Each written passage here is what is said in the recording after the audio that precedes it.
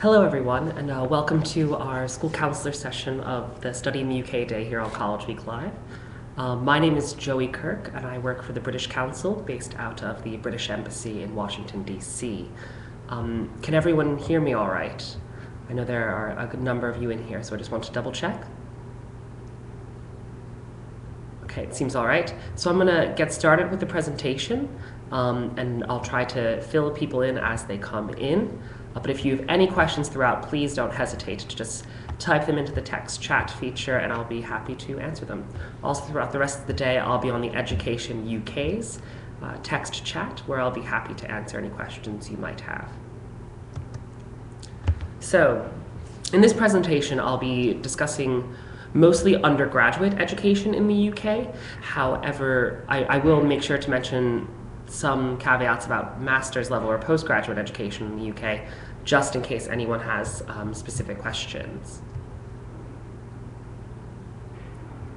So, I will start running through, and then as you have questions, please type them, but the main things I will be covering, you'll see on the screen to my side, are the UK institutions and undergraduate degrees, admissions to a British institution, funding, how to fund your education, immigration, so what's required for visas for American students, and then what next after that. So, in terms of institutions, there are over 300 institutions in the UK offering degree programs, and they offer them at many different levels, from typical universities to further education colleges. They really do run the gamut. There are also very specialist institutions for the arts oftentimes and some of the different media outlets. So there are specialist institutions to typical universities you might find in the US. They will have similar degree offerings. There are only 3 private universities in the UK. The majority of institutions are government funded, or so public institutions. So you find there are only 3 private ones. The systems are a little bit different than ours, but I would say the major difference, and one of the most exciting things oftentimes for American students, is that a British degree at the undergraduate level in England, Wales, and Northern Ireland is 3 years. In Scotland, an undergraduate degree is 4 years because the system is set up slightly differently. Ultimately, primary and secondary education in the UK is in England, Wales, and Northern Ireland is 13 years, and then 3 years for a bachelor's degree and 1 year for a master's degree. In Scotland, it's a 12-year plus 4-year system. However, they still have that 1-year master's. And on the right side of that slide, you can see the Education UK map. We do have a feature on the website where you can actually go in to see where every institution is located throughout the United Kingdom.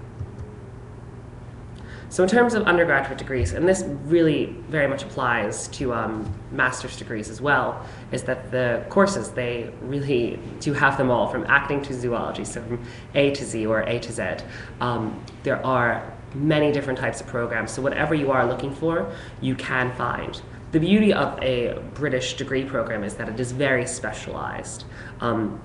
Students enter directly into their what's called a course or a major in the US, a course in the UK, and they will focus solely on that course. So if a student really wants to study English, they will only study English. They won't have to worry about studying biology or anything of the sort. So they will focus primarily on English. UK degrees are very much focused around independent scholarship and critical thinking. So students do a lot of teaching of themselves, of reading books, and then going to lecture to have kind of added into it. The system, in terms of the way it's taught, is quite different. That it's the onus is on the student to actually do a lot of the work, and the professor is there simply to support and to provide new content. UK degrees, most are honors programs. So if you're entering into a UK degree, you're automatically entering into an honors program, which is worth noting and something you'll definitely want to put on your resume after finishing your degree. As I was kind of mentioning earlier, there are no general education requirements. Students will enter directly into their course, and they will only take classes in their course. So if you love physics, you'll be taking physics. If you hate physics and you're studying biology, you won't touch physics. You're totally fine. So you can it's very much structured like that. And then program duration varies, as I mentioned in the last slide. So it's 3 years in the majority of the UK and 4 years in Scotland. So one thing with this 3-year degree, that it's very structured and there's not a lot of room for liberal arts courses at most institutions, students, because it is so focused, they find if they do want to have a more expanded program, they can do an integrated placement year. And what this is does vary pretty drastically on the program and the institution. So there is the option for a work placement or a sandwich program, as what it's called in the UK, so similar to a co-op. Between the second and third year of university, students, so what would be the equivalent to a junior year, a student can do study abroad or work placement. With a work placement, the students, depending on the degree, but at the vast majority of them, will actually have a paid position during that year that the university will help provide to them in their field. You can also do study abroad or language placement. There's also the opportunity to volunteer, both within the UK and abroad. With that, students typically aren't paid for volunteering. And then there's also the option of the undergraduate masters. So in 4 years, a student can do an undergraduate and a master's and go straight through, so they can really speed up the process. So let me talk a little bit about different types of undergraduate degrees. So there are quite a number. There's a single honors program, which is basically a one subject major or one singular course. So a student enters directly on their course, for this example, human geography, and will take only geography courses, but very much focused on that one subject. There's also interdisciplinary degrees. This one you can see is a BA in humanities. So a little bit broader what the student will be studying. So they'll have the option to explore a little bit more outside of their singular course. It's a little bit wider. And then there are combined and joint honors degrees, so which would be similar to a double major and a major minor. And the way to actually tell the difference here is by, if you look at the slide, to see how it's written. So for instance, a combined honors, you'll see it has and in between the two programs. So a BSc Hons in biomedical chemistry and music. So they'll be studying each degree program equally. And then the LLB is more of a joint honors, where you can see it's law with criminology. So the student is focusing on law, but they will also learn a lot about criminology within their degree program. So much similar to a major minor. And then the professional degrees are also quite different in the UK because they're done at the undergraduate level. And some of these include medicine, which can be very difficult to get into. And when I say very difficult, that is almost not saying it strongly enough. Most institutions for their medicinal degrees will have about 15 places for international students. So it is quite competitive. Dentistry, law, as you can see from just above, is an undergraduate degree. So a student can actually go to the UK, study law for 3 years at the undergraduate level, and then come back to the US and sit for the bar exam, depending on the state. New York is a prime example of that. Many students will come back and do some sort of certificate program or master's in an LLM in law in the US to prep them for that bar exam. And then architecture, business, as well as some others such as engineering. So I'm just going to dive a little bit deeper into the undergraduate programs to show you some examples. So you can see this example of the single honors in history. So you can see that split, as I mentioned, into 3 years. It's split into 3 years. So the student will actually do the first year, which will be very, very focused, but you'll see kind of bigger classes. And then as they continue through their degree program, it gets much more specific. The main thing to really see in this example is the dissertation at the end. So in every degree program, a student will submit some sort of final piece or dissertation.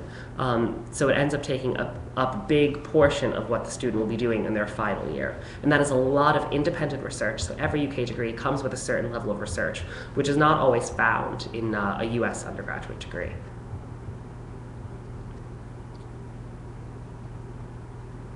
And then just to give you an idea of what that sandwich program or that co-op would look like, this is a marketing degree. So the student does similar, the first 2 years, very focused on what they'll be studying. In that third year, they'll do their work placement. So they'll actually halt their studies for a year to focus simply on being in the workforce, working full-time for a company, being paid, typically paying a nominal fee to the institution to maintain their place at the university, and then in the 4th year, going back in to do that dissertation. So making that 3-year degree into a 4-year degree, although giving time for the student to work in the meantime.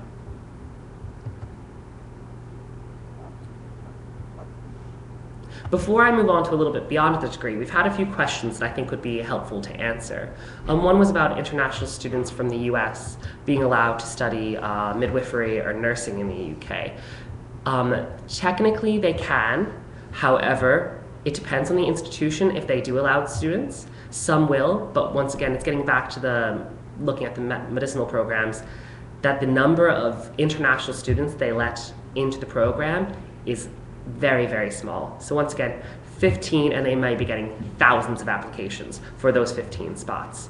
So when applying, and I'll talk about this in a little bit, to those type of programs, the students have to put an insurance choice. So something similar to what they want to study, but maybe biology instead of midwifery, nursing, something like that. So if they aren't offered a place, they can still actually be accepted into an institution.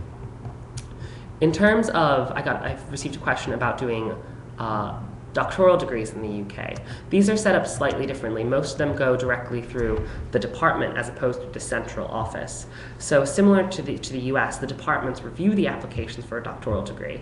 The major difference between a US and a UK doctoral degree is that the UK degrees are almost 100% research focused, and the onus is really on the student to be meeting with professors and doing research for the duration of their doctoral degree. A student, to enter a doctoral degree in the UK, must already possess a master's degree.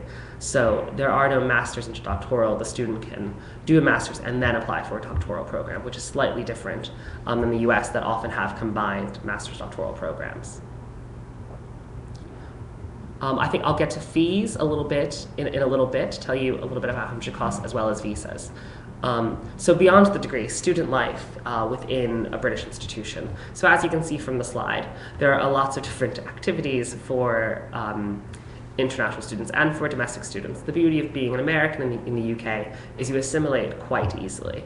So just to give you a few examples, there's residential representatives, program representatives, the Students' Union, which actually represents all students. It's kind of an independent body to the university, but on the university campus, where the university, where the students, it represents the students in everything they do. So if a student has trouble with the university, they'll go to the Students' Union, who will help them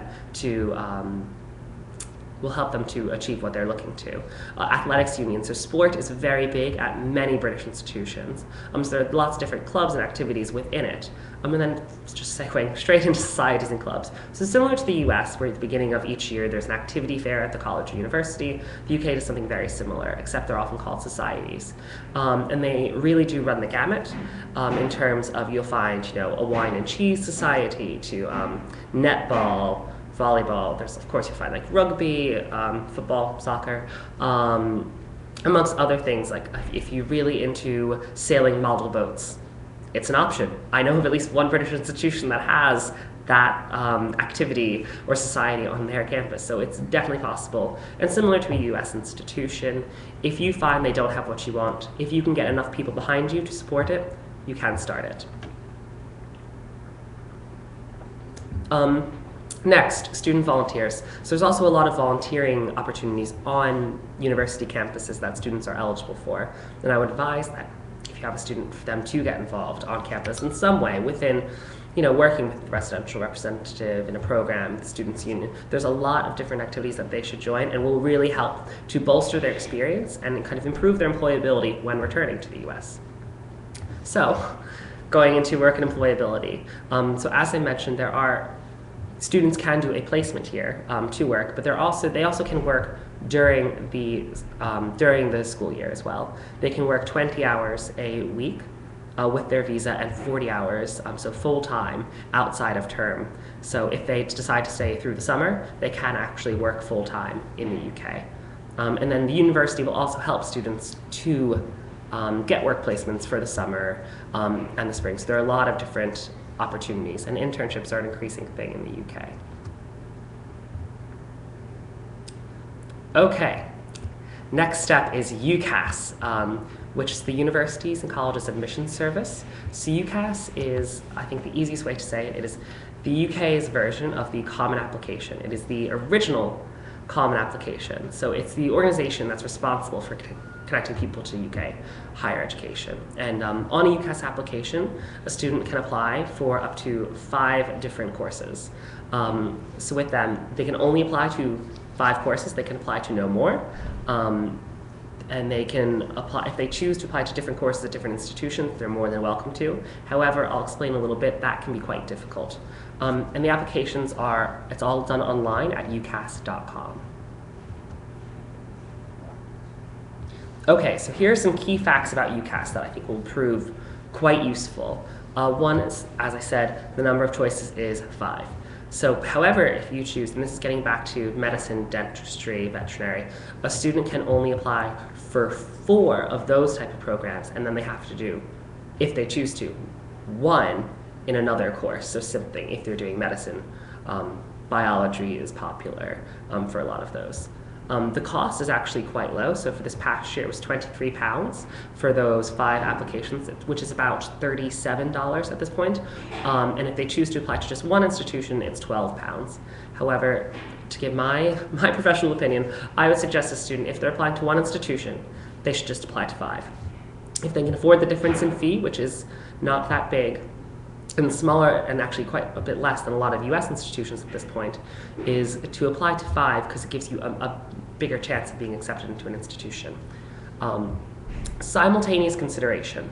So applications are reviewed simultaneously by all institutions. So there are no separate addendums like you'll find in US universities, that you have the common application part and then you have the second part specific to the institution. In the UK, it's one application for all institutions. So whatever you write on the one gets sent to all the institutions you apply. In terms of invisibility, the institution cannot see anything about you aside from your grades and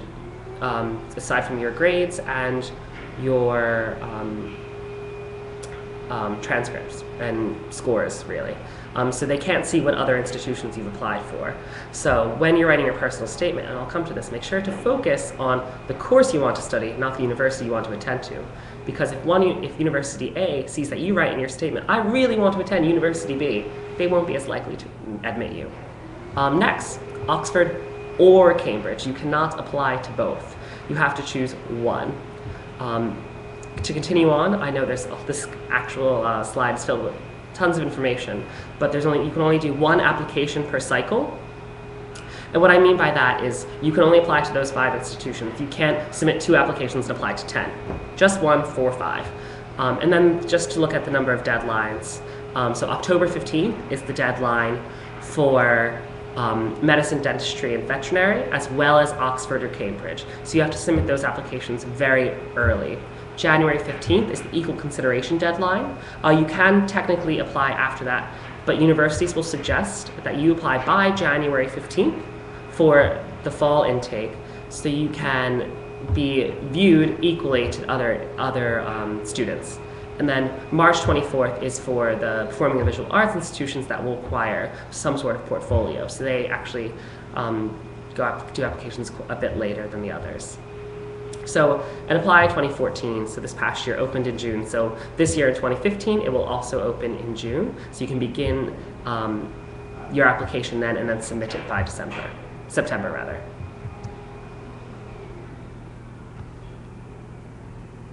Okay, so making a UCAS application.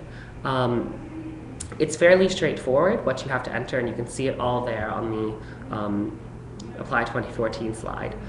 So that you have to enter your personal details, similar to any US institution. You then have to put in your choices, so the 5 institutions you would like to apply to and what course at each institution. Your education, so your history in terms of what you have studied, so in high school, what high school you've gone to, or if you're transferring from a US institution, if you've gone to a US university for a year and then transferring to the UK. Employability. So employment rather, so any relevant work experience you've had. Specifically, if you are looking to study history and you've interned at a museum or worked at a museum, put that in there. That is very relevant employment that they would like to see. Your personal statement, so why you want to attend this course in the UK. your reference. So this would be a school counselor or a counselor or a other teacher, professor, who would write why you'd be a good fit for the UK, why you are so passionate, and what they've seen in you as a student. And then you can view all your details and then submit your application. Okay, so the personal statement is actually, it's very important in the UK, and it's very, very different than the US, which is worth noting. So it really gives you a chance to tell universities why they should want you as a student. And it should be very unique and personal in the sense of if something personally has affected you to make you want to study this specific subject, you should put that in there. So here are just some ideas of what would be in a personal statement. So why you want to study in the UK, evidence showing that you can compete in a UK course taught in English, which shouldn't be that difficult for most Americans applying. Examples of any leadership or communication skills, relevant experience to what you want to study, and any preparation outside the classroom that you've done for that major. So how it's different, where in the US, when you are writing a personal statement, you will be writing about why you want to study at the institution, why, because you've done theater, you're a very well-rounded student, and you've done theater, but you want to study biology, showing that you are quite diverse outside the classroom. What the UK wants to see is focus. This 3-year degree comes at a price that you need to focus. So if you're coming in to study law, they don't want to hear that you've worked at a local store. They want to see that you have interned with a law clerk. So you actually seen law in practice, and that's why you want to do it. They want to know what classes have driven you to do it and why. So it's more than just personal feelings about something, but it's saying academically, who's inspired you to go into this? So what have you been reading that has really made this more interesting, and why you want to study it within a higher degree?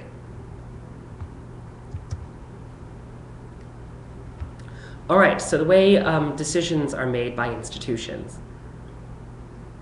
So the student will apply to 5 institutions, between 1 and 5. I would advise, if you're applying to 1, to apply to 5. So what they'll be looking at to choose a student is a number of things, which you can see on the slide. So qualifications. So they'll be looking at your educational experience. So they'll be looking at, really, your grades matter a whole lot. APs are very important to the UK, as are many institutions will also look at SAT or ACTs, or SAT2s.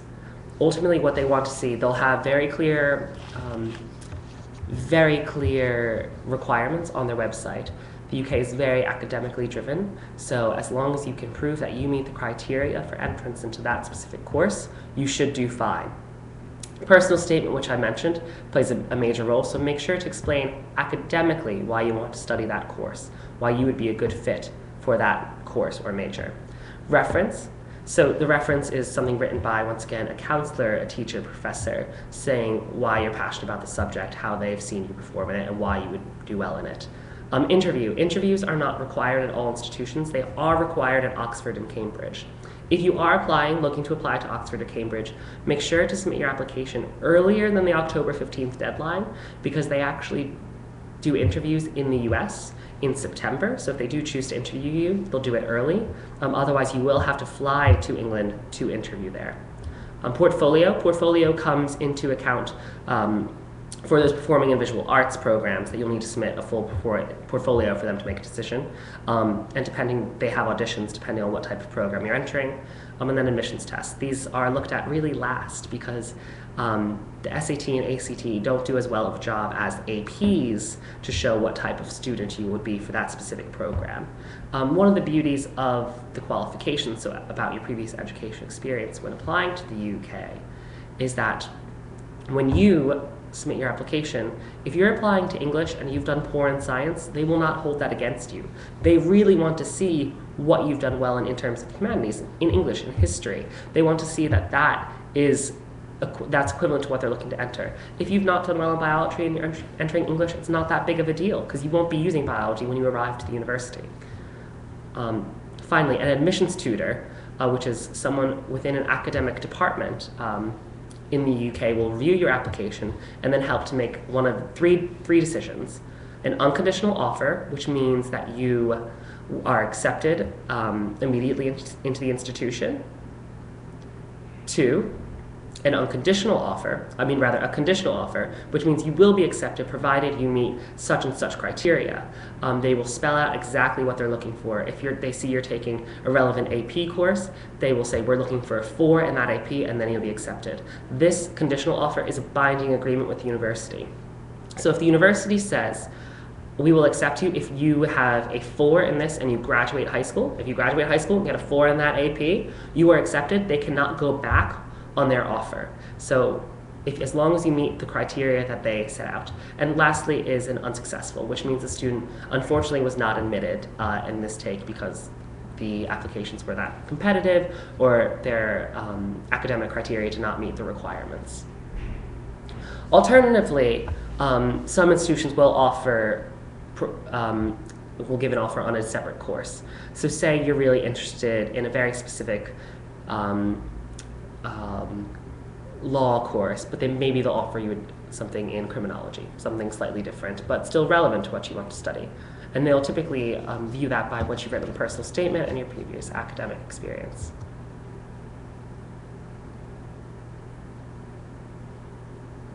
Okay, I'm almost finished with UCAS, I promise. So TRAC is UCAS's online system that allows the student to follow the progress of their application. So a student will get login details and will be able to check that their application has been received, that it's being reviewed, and then they'll also see when they have a response from an institution. So it's all very instant. You choose when you log into TRAC, you will get email updates saying when things are prepared, but if you want to log in on Christmas to see if you've been accepted and you have it, it's up to you. So it's all about how the student chooses to maintain their application. So you can really see the application process throughout, to see it all in progress. And then once a student finally has their offers, the final decisions they've been given by the institution, they can have a maximum of 2 offers. They can hold on to 2 offers. They have to actually decline the rest. So they have three options in which they reply. They have a firm acceptance, which means I will be attending this institution. So that is the one they want to do. And they can do this with a conditional offer. So with a conditional offer, that'll be their firm acceptance, which is if they know it's a reach, they'll want to go there, which means they could potentially get in. So with a reach institution, you will, with your first choice, if you do your firm acceptance, that will, provided you meet the criteria with that conditional offer, you will be accepted and be matched up with the institution. An insurance acceptance is optional, you don't have to do it, but acts as a backup, especially if your firm acceptance is a conditional offer. For your insurance acceptance, I would advise you to do one where you've been given an unconditional offer or conditional offer you absolutely know you are going to reach. If all they're requiring is a high school diploma, you'll be graduating, that is a perfect insurance acceptance. And otherwise, you have to actually decline the offer.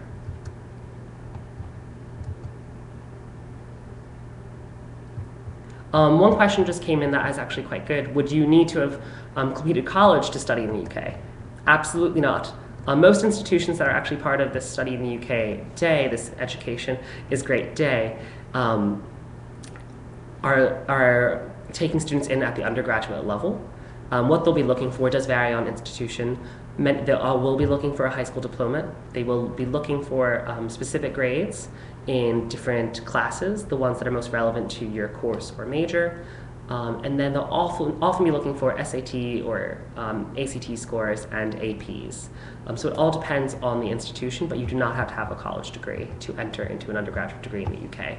To enter into a master's degree, you absolutely need an undergraduate degree. And into a doctoral degree, you need an undergraduate and master's degree.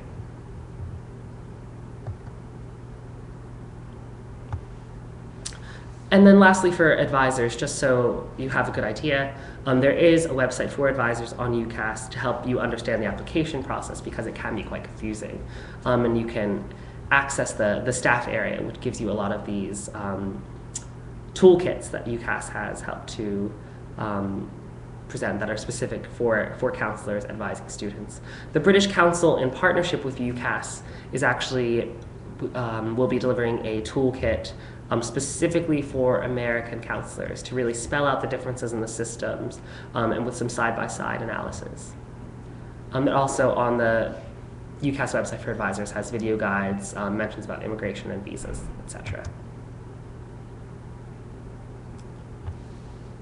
All right, I've kind of been mentioning this throughout, but just to run through academic requirements that UK universities will be looking at. So advanced placements or IBs are really preferred at institutions because it's the easiest to connect to the UK. After that, they're looking at if you're in honors programs in school, at your SATs, ACTs, and your high school diploma. The academic reference, and this for advisors is very important, it's really mentioned, it's supposed to talk about the qualities of the student, about the school information, particularly on curriculum. So if a student, for instance, doesn't have APs because they're not offered, it's good to explain that there, because the university might be clear that they're looking for that, but if your school does not offer it, that will not be held against the student. Also, provide some context to results of and the students' chosen classes. So if they are taking a religion class because it's a religiously affiliated school, put that in there. It might not be clear to the UK. And then grade predictions. So when submitting a UCAS application, so when you submit the counselor section of it, the counselor has to input grade predictions, which will help the university make decisions, typically going with that conditional offer. In terms of grade predictions, what they'll be looking for is what the student will do on a typical but good day. So if the student's been a B student all year round in this specific course, don't say they're going to get an A when they'll likely get a B. Maybe if they're doing well, they'll get a B plus, and you've seen that improvement. You'll often have to actually speak to the teachers the student has about what their grades will be for these grade predictions.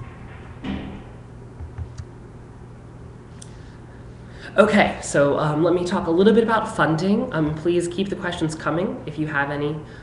Tuition fees do vary per institution, and as you can see on the slide next to me, they vary pretty drastically. So they vary between £7,000 and roughly £25,000 per year.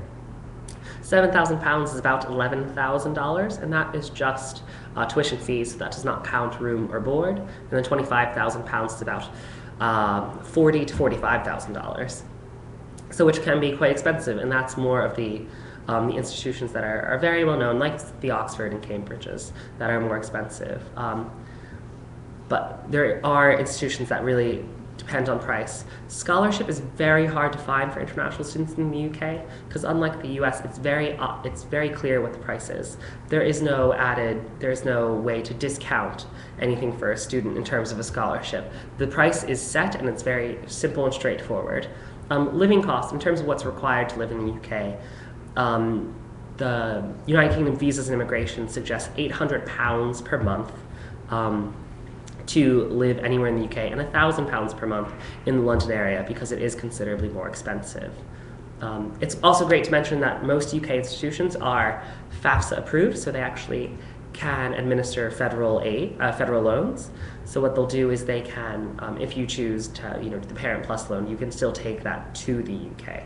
Unfortunately, you cannot carry your grant aid to the UK at this point.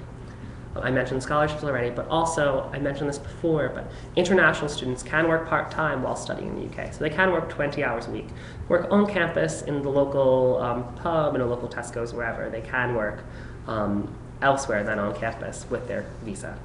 And a great website to check out is the Student Calculator, which helps students to see what their actual cost of living will be while studying. All right, the exciting part, guys, visas. So applying for a visa is actually pretty straightforward for an American. So they go to the website listed to my side, visa4uk.fco.gov.uk, and they complete the Tier 4 student visa application.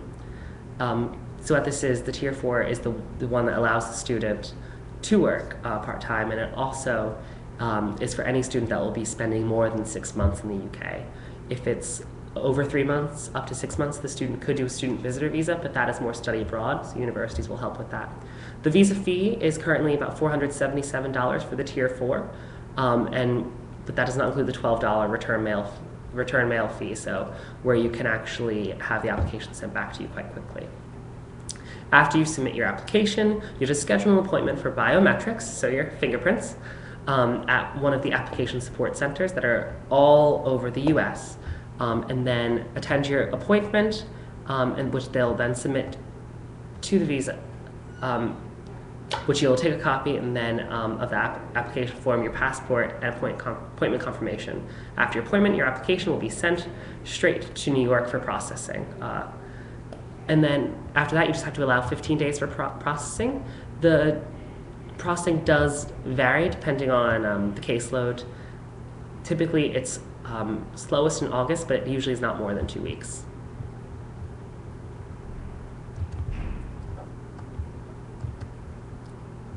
Okay, and then just what's required for visa applications. And I'm just going to go quickly through some things that are typically done incorrectly, which cause holdups. So what you need to submit is a passport, so please make sure that you have a free page in your passport for your visa. So you need to submit your actual passport, a copy of that online application, which you've already filled out, a passport size photograph on a white background, the appendix form at this link to my side, and then your CAS number. Which is your Certificate of Acceptance for Studies. The British institution that you've chosen to attend will give you a CAS number, which will allow you, they will basically be sponsoring your visa so you can study in the UK.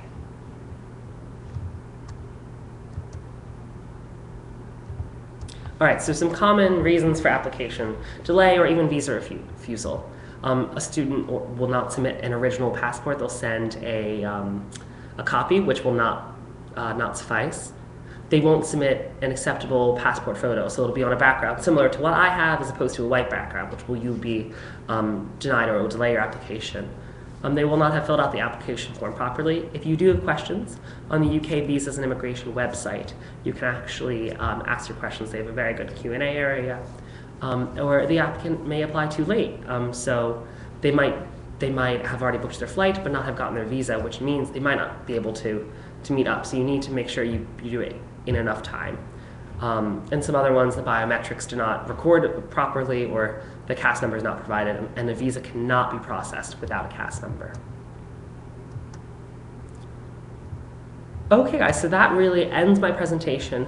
I have at least one question I'd like to answer before letting you all go. But before I do that, I just wanted to thank you for attending. You've been a great audience, very captive, so I appreciate it. The one question to answer was someone asked for a specific reference where they can look up all the different offerings at UK institutions. And it's actually this website to my side, educationuk.org, and then /USA, which you'll find every course, every major at every institution in the UK. So you'll be able to actually see who has something very, very specific, and then you can actually, there's a compare feature as well to see where they are and how they interact. So you'll be able to really find that out all on the Education UK website. Outside that, once again, my name's Joey. I work for the British Council out of the British Embassy in Washington, DC. Thank you again, and if we don't have any more questions, I will end the presentation.